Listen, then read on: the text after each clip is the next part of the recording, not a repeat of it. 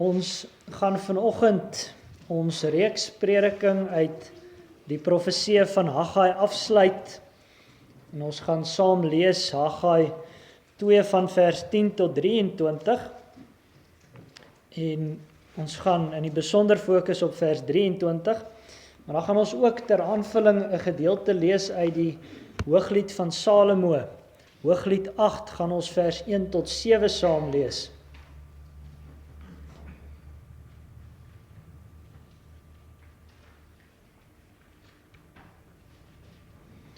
Ons luister nou eers na die woord van die Here uit die profesie van Haggai hoofstuk 2 van vers 10 af. Op die 24ste van die 9de maand in die 2de jaar van Darius het die woord van die Here gekom deur die diens van die profeet Haggai en gesê: So sê die Here van die leerskare, vra tog aan die priesters inligting uit die wet en sê: As iemand heilige vleis in die slip van sy kleed dra, en hy sou met sy slip aan brood raak, of iets wat gekook is, of wyn of olie of watter spys ook al, sal dit heilig word? En die priesters het geantwoord en gesê, nee. Daarop sê Haggai, as iemand wat deur 'n lijk verontreinig is aan al hierdie dinge sou raak, sal dit onrein wees. En die priesters het geantwoord en gesê, dit sal onrein wees. Toe antwoord Haggai en sê, so is in my oë hierdie volk en so hierdie nasie spreek die Here. En so is al die werk van hulle hande en wat hulle daar offer, onrein is dit. Merk dan nou tog op van hierdie dag af terug, voordat hulle steen op steen gelê het in die tempel van die Here. In die tyd het iemand gekom by 'n koringmiet van 20 maat en daar was maar 10. Hy het gekom by die parskuip om 50 emmers te skep en daar was maar 20. Ek het julle swaar getref met brandkoring en heuningdou en haal, al die werk van julle hande, nogtans het niemand van julle hom tot my gewend nie, spreek die Here. Merk tog op van hierdie dag af terug, van die 24ste dag van die 9de maand, naamlik van die dag af toe hulle die fondament van die tempel van die Here gelê het, merk op, is daar nog saad in die skuur? Ja, selfs die wingerdstok en die vyeboom en die granaatboom en die olyfboom het niks opgelewer nie. Van hierdie dag af sal ek seën. Vir die tweede maal het die woord van die Here tot Haggai gekom op die 24ste van die maand en gesê: Spreek met Serubabel, die goewerneur van Juda, en sê: Ek sal die hemel en die aarde laat bewe, en ek sal die koningstrone omverwerp en die mag van die heidense koninkryke verdelg, en ek sal die strydwaans en die wat daarop ry omverwerp en die perde en hulle ruiters sal val, die een deur die swaard van die ander. In die dag, spreek die Here van die leerskare, sal ek jou neem, Serubabel, seun van Sealtiel, my knegg, spreek die Here, en jou maak tot 'n seelring, want jou het ek verkies, spreek die Here van die leerskare. En dan uit die Hooglied van Salomo 7 verse. En ons kan onthou in Hooglied is dit 'n bruid en 'n bruidegom wat aan die woord is. In die gedeelte wat ons lees is dit die bruid wat aan die woord is. Ag, was u maar vir my soos 'n broer wat aan die borste van my moeder drink. As ek u daar buite vind, ek sou u kus, en tog sou hulle my nie verag nie. Ek sou u lei, ek sou u bring in die huis van my moeder. Sy sou my leer, ek sou u laat drink van die gekruide wyn van my granaatmos. Laat sy linkerarm onder my hoof wees en sy regterarm my omhels. Ek besweer julle, dogters van Jerusalem, waarom wil julle wakker maak en waarom wil julle opwek die liefde voordat dit die liefde behaag? Wie is dit wat daar opkom uit die woestyn wat leun op haar beminde? Onder die appelboom het ek u opgewek. Daar was u moeder in barenswee oor u. Daar was sy in barenswee wat u voortgebring het. Dra my soos 'n seelring op u hart, soos 'n seelring op u arm, want liefde is sterk soos die dood. Die liefdesywer is hard soos die doderyk. Sy gloed is 'n gloed van vuur, 'n vlam van die Here. Groot waters kan die liefde nie uitblus en riviere dit nie oorstroom nie. Al gee 'n man ook al die goed van sy huis vir die liefde, hulle sou hom diep verag. Daardie versigtiging van die bruid in vers 6 dra my soos 'n seelring op u hart, soos 'n seelring op u arm. Dan vers 23 van Haggai 2. In die dag spreek die Here van die leerskare, sal ek jou neem, Serubabel, seun van Sealtiel, my knegt, spreek die Here, en jou maak tot 'n seelring, want jou het ek verkies, spreek die Here van die leerskare.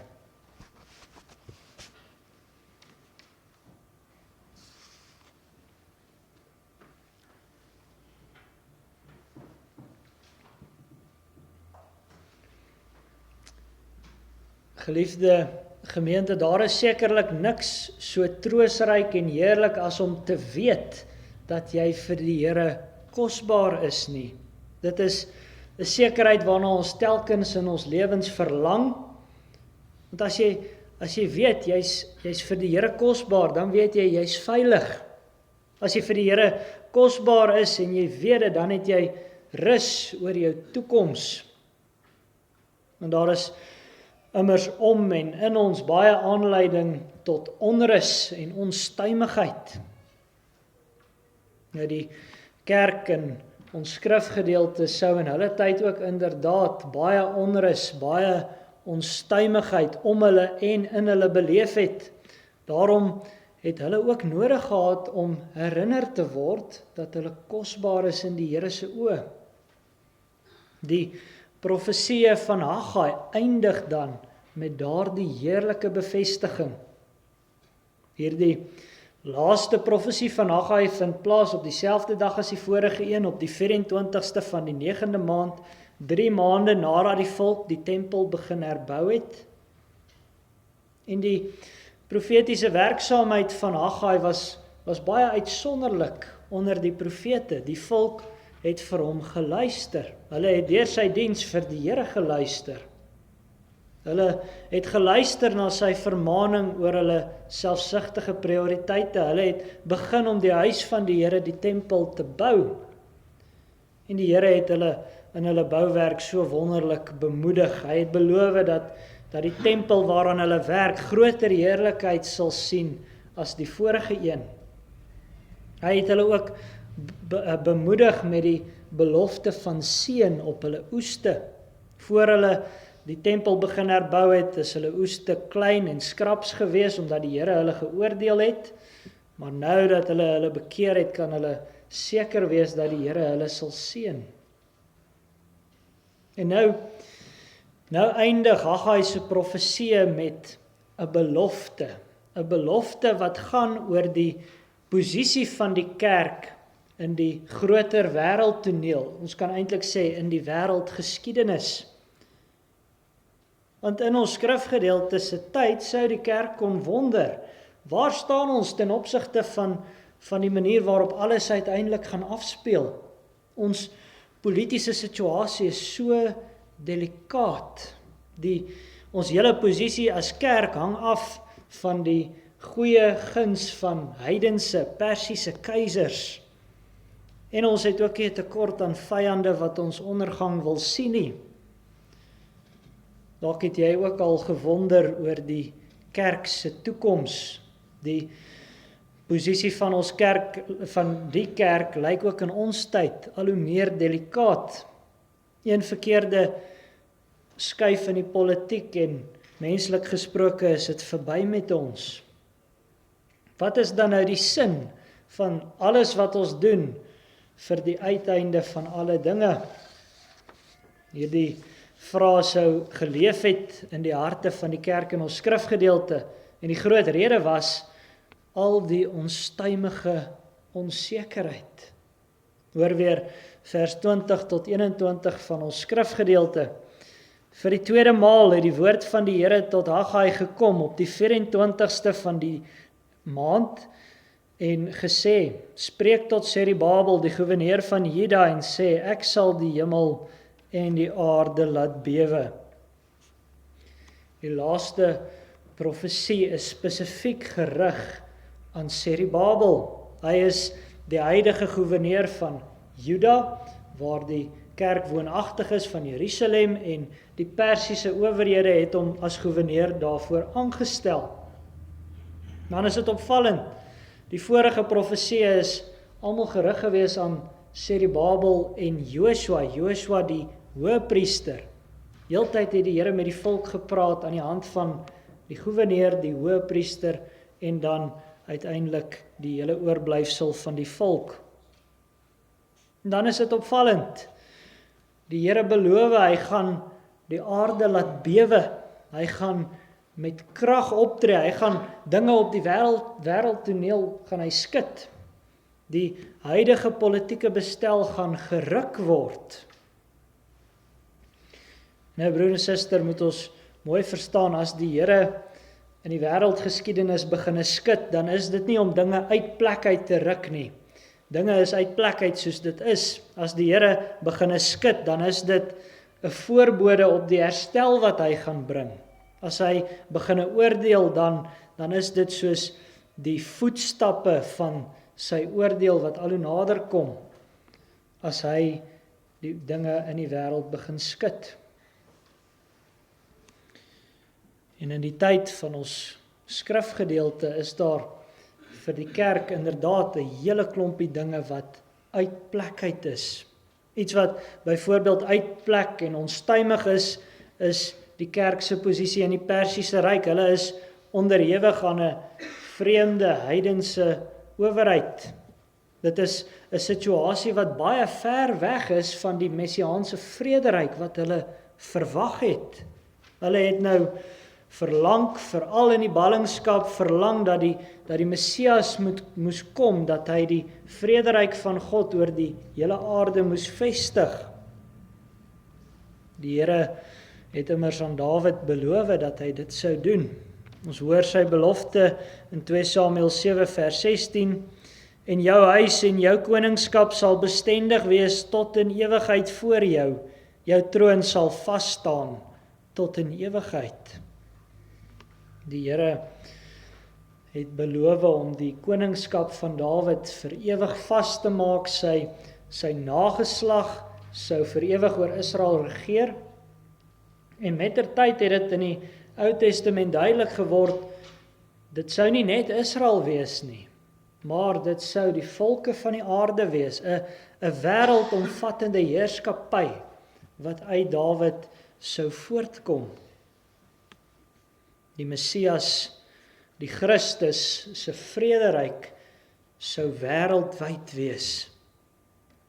Maar die Here het ook vir Dawid beloof volgens Psalm 89, as sy kinders my wet verlaat en in my regte nie wandel nie, as hulle my insettinge ontheilig en my gebooie nie hou nie, dan sal ek hulle oortreding met die roede besoek en met pla hulle ongeregtigheid. Die Here sou ook nie die sondes van Dawid se nakomelinge net oorsien nie. Die konings wat uit Dawid sou voortkom, sou sy verbond moes onderhou. Anders sou die Here sy verbondswraak laat geld.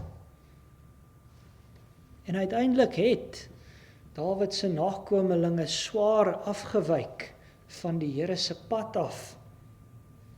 Uiteindelik het hulle die volk in afgoderry ingelei. Daarom het die ballingskap gebeur. Die Here het net voor die ballingskap sy geweldige oordeel oor Jegonja, die koning van Juda, nakomeling van Dawid, aangekondig.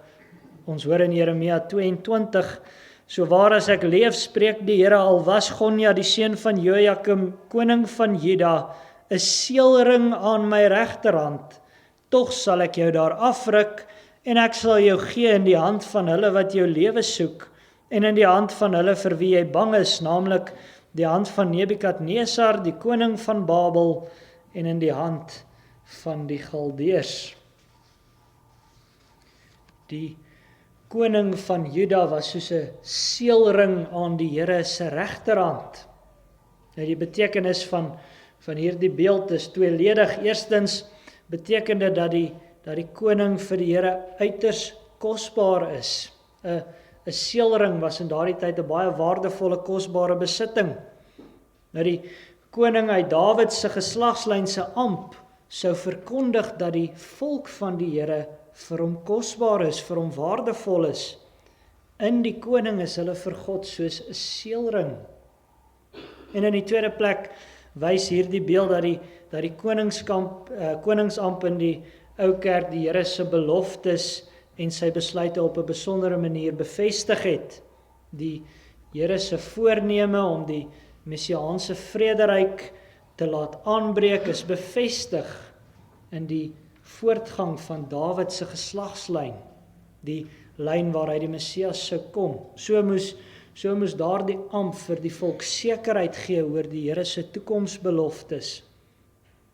Maar voor die ballingskap het die Here as oordeel op Jegonja se sondes aangekondig dat hy van sy regterhand afgegooi sal word.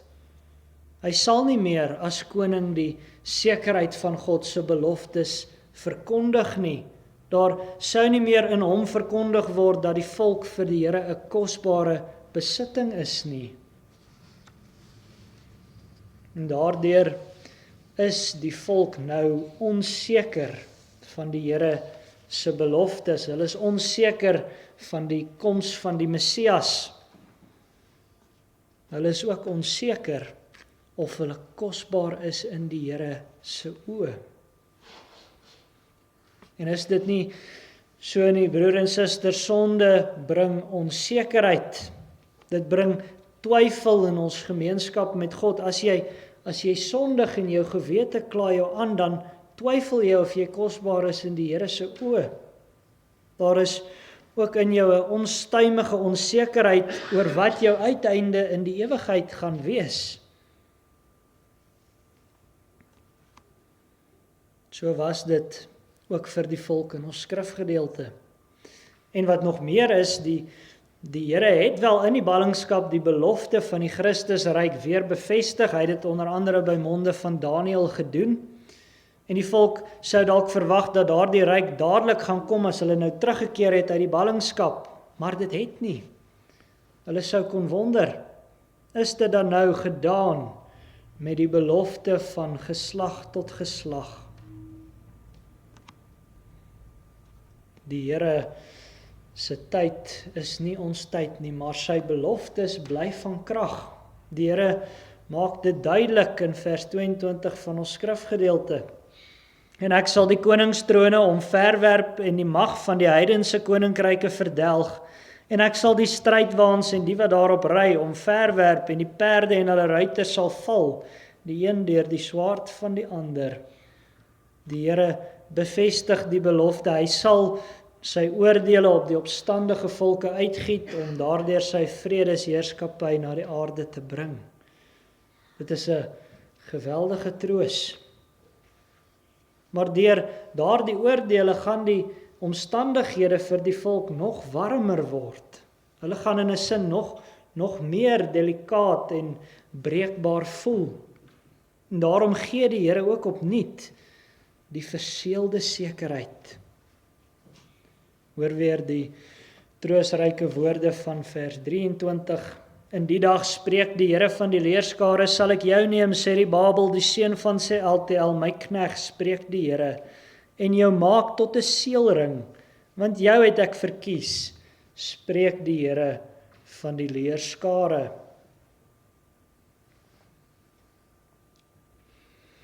Die Here maak weer 'n toekomsbelofte. Hy gaan vir Serubabel neem soos hy vir Dawid geneem het. Hy gaan hom vat, hom optel, om hom as instrument te gebruik. Hy gaan hom as sy knegt gebruik vir 'n spesiale taak. Deur Serubabel sal die beloftes van die Here verwerklik word. Nou is dit belangrik dat ons hier raak sien, die Here is nie meer besig om vir Serubabel as goewerneur aan te spreek nie. Die Here spreek hom aan as Serubabel, seun van Sealtiel. Die Here werp lig op Serubabel se geslagslyn. Nou kan ons vra, maar hoekom? My broer en suster sê die Babel is ingebind in die geslagslyn van die belofte. Hy is nakomeling van Dawid. Hy is eintlik nog deel van die koningslyn. Koning Jegonja, van wie ons net nou gehoor het, was sy oupa. Die koning wat as seelring weggegooi is van die Here se regterhand af, was sê die Babel se oupa. Hy wat nie werd was om as seël sekerheid te gee van die Here se beloftes nie. En nou kondig die Here aan dat hy deur Serubabel herstel gaan bring. Hy gaan deur Serubabel troos bring. Hy maak vir Serubabel tot 'n seelring. Serubabel is vir die Here kosbaar en in hom die hele volk wat onder sy heerskappy staan. In hom word die belofte van die Here opnuut bevestig. Die Here stap nog 'n pad met die nageslag van Dawid. Hy gaan sy beloftes daardeur verwerklik. En hy het vir Serubabel uit sy vrye genade verkies om die volk daaraan te herinner. Maar nou beteken dit nie dat Serubabel self die Messias is nie. Hy sou nie die een wees in wie die vrederyk kom nie. Dis nie asof die Jode in sy tyd die juk van Persië af kon gooi nie. Trouwens, nadat die tempel voltooi is, hoor 'n mens eintlik betreklik min van Serubabel in die Ou Testament. Maar die Messias sou uit sy nageslag kom. Jesus sou as nakomeling ook van Serubabel gebore word. En hy is die volmaakte knegt van die Here. Hy is verkies om te dien met 'n besondere taak. Daardie taak is die ewige verlossing van God se uitverkore volk. Hy het kom dien as die Here se seelring. Ons hoor immers in die Nuwe Testament dat hy inderdaad kosbaar is in die Here se oë. Ons ken die woorde wat uit die hemel gekom het, dit is my geliefde seun, in wie ek 'n welbehae het. En tog het hy hom van die Here se regterhand laat afruk. Hy het hom in sy lyding laat weggooi in ons plek. Hy het dit gedoen om ons sondes weg te vat, dat ons vir ewig kosbaar kan wees in die Here se oë. Dit is op hierdie punt wat Hooglied 8 vers 6 ook op 'n besondere manier van toepassing is.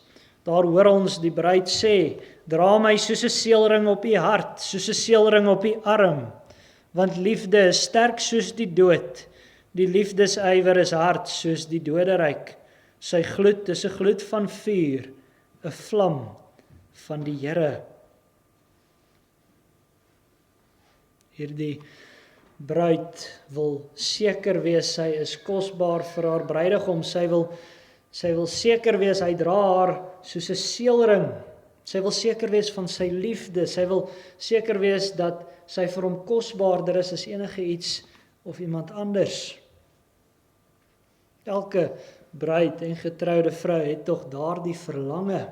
Sy wil seker wees van haar kosbaarheid in die oë van haar geliefde.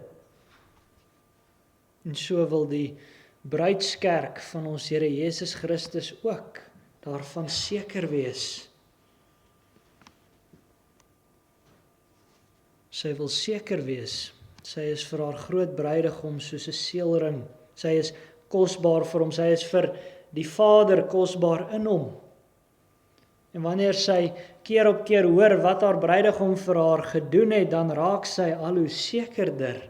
Hy het nie vir haar blomme gekoop nie, hy het nie vir haar juwele gekoop nie, hy het die ewige lewe vir haar gekoop.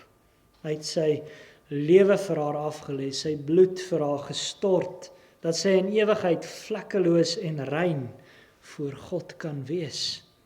Hy het die dood vir haar oorwin. Watter duideliker bewys kan daar wees dat ons kosbaar is in die Here se oë? En broer en suster, dit is so, as ons vandag steeds om ons kyk, al lyk die posisie van die kerk delikaat. Een verkeerde skuif die kant toe of daai kant toe, en menslik gesproke is dit verby met ons, maar ons is kosbaar vir hom wat alle mag in die hemel en op die aarde besit. Daarin is ons sekerheid vir die toekoms. Ons is nie slagoffers van die wêreldgeskiedenis nie, want ons bruidegom heers daaroor. Ons is kosbaar in sy oë. Glo jy dit? Het jy al gewonder of jy kosbaar is in sy oë? Het jy al daarmee geworstel? Het jy dalk al gewonder of ons gemeente nog kosbaar is in die Here se oë? Soveel dinge kan ons onseker maak, maar die Here sê in 2 Korintiërs 1 vers 22, maar hy wat ons saam met julle bevestig in Christus en ons gesalf het, is God, wat ons ook verseël het en die Gees as onderpand in ons harte gegee het. Die Here gee die Gees om ons te verseker dat ons aan Christus deel het. Die Gees maak in ons sigbaar dat ons aan die Here behoort, dat ons kosbaar is in sy oë. En die Gees werk aan die hand van die woord. Die woord soos ons dit in ons stilte tyd en in ons huisgodsdiens lees en oordink. Die hoorbare woord soos ons dit gepreek hoor. Die sigbare woord soos ons dit in die sakramente sien. Wanneer jy vanoggend na die Here se tafel toe kom, laat dit vir jou tot versterking wees. Elkeen wat deel het aan die liggaam en bloed van Christus is oneindig kosbaar in God se oë. Laat dit jou troos wees as jy twyfel. Geliefdes, sê die Bybel is deur die Here verkies om die sekerheid van sy beloftes te bedien. Dit was die troos vir die ou kerk. Maar ons is soveel ryker in die openbaring van Christus. In hom hoef ons nie te twyfel oor die posisie van die kerk in die wêreldgeskiedenis nie. In hom hoef ons nie en mag ons uiteindelik ook nie twyfel aan ons ewige uiteinde nie. Die Here sal sy beloftes vervul. Jesus is die bewys. Hy was self ook die bewys vir Serubabel. Ons hoor immers in Matteus 1. En na die Babyloniese ballingskap het Jegonja die vader geword van Sealtiel. En Sealtiel was die vader van Serubabel. En Serubabel die vader van Abiud. En Abiud die vader van Eljakim. En Eljakim die vader van Asor. En Asor die vader van Sadok. En Sadok die vader van Agim. En Agim die vader van Eliud. En Eliud die vader van Eleazar. En Eleazar die vader van Matan. En Matan die vader van Jakob. En Jakob die vader van Josef. Die man van Maria uit wie gebore is, Jesus, wat die Christus genoem word. Amen.